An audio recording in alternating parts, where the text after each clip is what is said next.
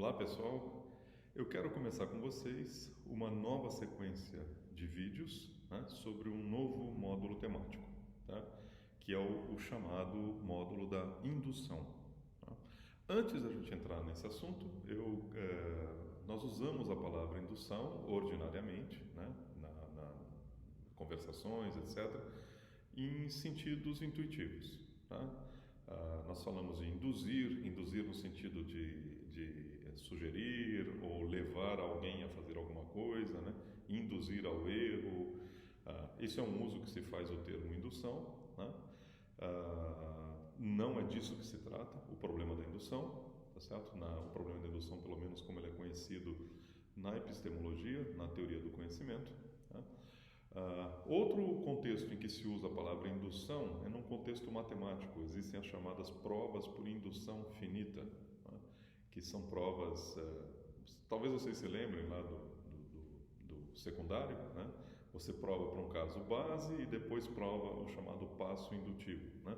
São provas dentro da matemática, é um estilo de prova, uma forma de você provar para uma sequência infinita de objetos, né? Algo, prova por indução. Também estamos usando, na teoria do conhecimento, a palavra indução com sentido completamente diferente. Não tem a ver com a prova matemática, o estilo de provas por indução na matemática. Né? Infelizmente, assim como ocorre em várias áreas da filosofia, indução é um termo que tem múltiplos significados, né? E eles não têm muito a ver um com o outro. Tá? Acaba se usando o mesmo termo para designar coisas diferentes. Né? Aquilo que nós chamamos do problema da indução tem a ver com um mecanismo de inferências, o mecanismo pelo qual nós chegamos a aprender alguma coisa, ou para usar o jargão que nós vínhamos usando antes, ao falar de Descartes, da concepção cartesiana ou da concepção tripartite, a indução é um mecanismo de justificativa de crenças. Né? Para entender aquilo que... normalmente, quando se fala do problema da indução, da questão da indução, um grande nome vem à nossa mente, que é o nome de David Hume, um grande filósofo, epistemólogo. Aliás, ao lado... Hume era como Kant, né? Escreveu sobre várias áreas diferentes. Teoria moral, teoria estética, mas também e sobretudo sobre epistemologia. Né? Hume é um grande filósofo do século XVIII, um filósofo escocês, e aquilo que nós chamamos, desde os trabalhos de Hume, aquilo que nós chamamos do problema da indução, né? É um problema levantado pelo Hume, né? Em dois trabalhos, o Tratado sobre a Natureza Humana, né? De 1739, se eu não me engano, 38, 39, e depois um ensaio que é uma espécie de versão mais popular do tratado, que é em inglês Inquiry Concerning Human Understanding, né? As investigações sobre o entendimento humano, sobre o conhecimento humano, de 1748. Então, vocês vejam que é mais ou menos 100 anos depois de Descartes. Né? Descartes fez aquela obra maravilhosa que nós estudamos uma pequena parte dela, né? Que são as meditações metafísicas, e mais ou menos 100 anos depois de Descartes, Hume se preocupou com esse mecanismo de inferência, com esse mecanismo de justificativa que nós fazemos, vocês fazem, eu faço, todo mundo faz, o tempo todo todo mundo usa esse mecanismo, todo mundo usa esse tipo de raciocínio, o tempo todo. Né? Ele se preocupou com a base racional, se é que existe uma base racional, desse mecanismo de raciocínio. Né? E a conclusão de Hume, por isso, Hume é algumas vezes caracterizado ou conhecido como um filósofo cético. Né? Cético pelo seguinte, a conclusão a qual ele chegou é que não existe nenhuma justificativa racional para esse mecanismo que nós usamos o tempo todo. Né? Então esse mecanismo acaba sendo um mecanismo profundamente irracional, da mesma maneira que a fé ou a paixão no sentido, não no sentido de estou apaixonado, paixão no sentido de uma afecção da alma, né? A ira, a irritação são paixões, né? O desejo são paixões da alma. Da mesma maneira, esse mecanismo ele é tão irracional quanto as paixões da alma, né? O mecanismo da inferência indutiva. Essa foi a conclusão que Hume chegou, né? Só que é uma conclusão muito... Se vocês entenderem a conclusão de Hume, quando vocês entenderem a importância que as inferências indutivas ou o raciocínio indutivo tem na nossa vida, essa é uma consequência, uma conclusão muito desagradável, né? Uma conclusão de que boa parte daquilo que nós fazemos, boa parte daquilo que nós chamamos de conhecimento, está fundado numa base que é irracional, né? Então é tão irracional. E o problema é que não apenas uma enorme classe de crenças e de comuns na nossa vida comum, né, no nosso dia a dia, são fundamentadas, são baseadas nesse mecanismo de raciocínio indutivo ou argumentos indutivos, né? Mas também a maior parte quer dizer, a totalidade do que nós conhecemos como ciência empírica, né? E ciência empírica, para lembrar vocês, tirando a matemática, tirando a lógica, né? Que são ciências que são aquilo que nós chamamos de ciências dedutivas ou a priori, ciências que trabalham com provas, que lidam com verdades necessárias, né? São muito poucas. Então, a matemática, a lógica, né? Segundo algumas concepções, a filosofia estaria nesse campo também, né? A filosofia estaria no campo que está lidando com verdades necessárias, a metafísica estaria nesse campo, segundo algumas concepções. Segundo outras concepções, não, né? Mas a concepção clássica de Aristóteles, Descartes, Kant, né? Os grandes clássicos anteriores ao século XX, todos achavam que a filosofia está mais próxima da matemática do que das ciências. O restante são as ciências empíricas, né? Empíricas por quê? Porque de alguma maneira elas são baseadas ou elas envolvem investigação empírica, né? Investigação empírica não é um palavrão. Investigação empírica é uma coisa extremamente importante, extremamente valiosa, porque a nossa vida é lidar com o mundo, a nossa vida é lidar com a experiência empírica, né?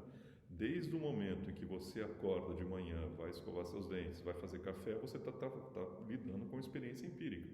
E você está botando em prática conclusões às quais você chegou aplicando mecanismos indutivos, né?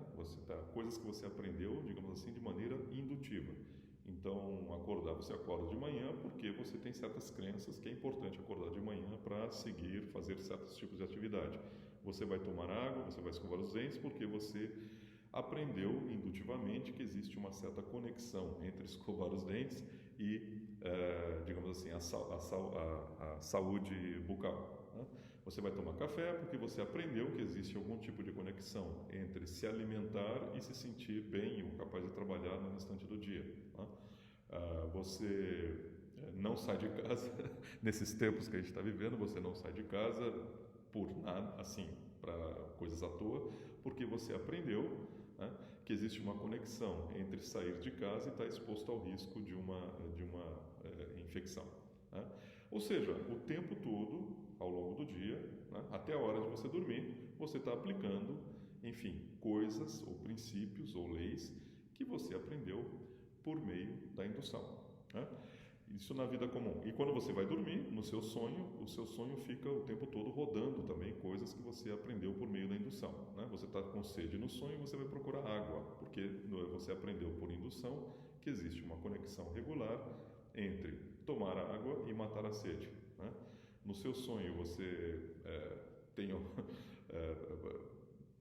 existe uma fogueira, né? Você procura se distanciar do fogo, porque você aprendeu que existe uma conexão também mais ou menos regular entre estar muito próximo do fogo e se queimar, né? Sentir dor e ter uma parte do corpo lesada, né? Quer dizer, nem dormindo, então, você deixa de aplicar coisas que você aprendeu através de um mecanismo indutivo ou aplicando um raciocínio indutivo, né? Isso na vida prática. Na vida teórica, quer dizer, no caso do cientista, o que o cientista empírico, né, o físico, o biólogo, o sociólogo, o cientista político, o historiador, geneticista e assim por diante, o que o cientista está fazendo também é tirar conclusões gerais, né, a respeito do funcionamento do universo, a respeito do funcionamento da psique humana. O psicólogo faz isso, a respeito do funcionamento da psicologia humana, né? O médico está tentando tirar conclusões gerais a respeito do funcionamento do corpo humano, baseado em um número finito de experiências que ele está tendo, ele ou ela, né? O psicólogo, o linguista, toda a ciência empírica, todos os diferentes ramos da ciência empírica, né? Estão procurando tirar conclusões gerais a partir de um conjunto finito de experiências realizadas, né? Pensem, por exemplo, numa lei da física, vamos pegar as teorias físicas mais, digamos assim, mais bem elaboradas, mais bem corroboradas que nós temos hoje em dia, que tem mais crédito, né? Por exemplo, a mecânica quântica, né? Hoje em dia, acredita-se que a mecânica quântica é uma das grandes bases da física do universo. Não é só na nossa física, aquilo que está ao nosso redor aqui. Não é só uma teoria sobre a bola de futebol que está ali na minha frente, etc, etc. Mas a mecânica quântica é uma teoria física sobre o funcionamento do universo. Quer dizer, estamos observando estrelas que estão a milhões de anos-luz daqui e estamos fazendo hipóteses sobre a constituição daquela estrela baseado em leis físicas que nós descobrimos aqui na Terra, fazendo experimentos aqui na Terra, né? Ou analisando dados de espectrografia, etc, etc, de dados que estão vindo de outros, uma distância muito grande no universo, mas são coisas que, em última instância, estão se traduzindo em experiências que nós estamos tendo aqui, né? Nós estamos vendo voltímetros se mexer, nós estamos vendo o resultado de um espectro, né? A decomposição da luz que está vindo da estrela. Então, baseado na decomposição da luz que está vindo da estrela, nós fazemos com um grau muito, muito grande de precisão uma hipótese sobre a constituição daquela estrela. Tem tantos por cento de hélio, tem tantos por cento de hidrogênio, tem tanto por cento de tal e tal metal, combustão, etc, etc, né? A física, voltando um pouquinho ao fio da meada, o que os físicos fazem é conseguir ou tentar, né, formular leis absolutamente gerais, quer dizer, a respeito do universo inteiro, o universo físico inteiro, né? Não importa quão distante é a galáxia ou a estrela, baseado no quê? Num número muito pequeno de experiências que são feitas. Muito pequeno, que eu quero dizer o seguinte, não é que tenha pouca gente fazendo aquele tipo, mas são experiências que são feitas apenas por alguns especialistas em laboratórios, ou muitas vezes são experiências que requerem milhões e milhões, então é difícil realizar essas experiências, às vezes são poucas experiências, às vezes são várias experiências, mas de qualquer maneira é um número finito de experiências que são realizadas, né?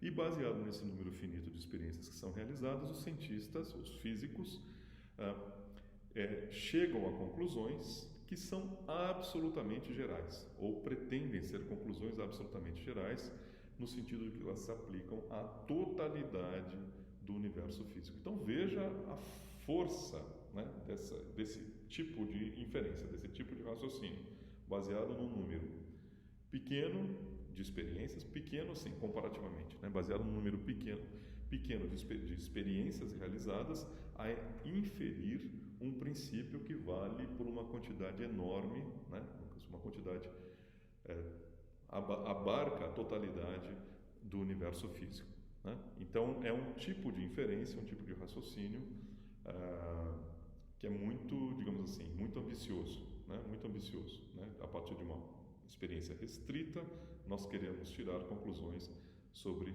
tudo, né? Como é que funciona esse mecanismo? O mecanismo da inferência indutiva, né? É o que a gente vai fazer, então, vamos começar a estudar isso na próxima sequência de vídeos, até chegar à angústia de Hume, né? Angústia entre aspas, né? A angústia de Hume na apresentação do problema da indução.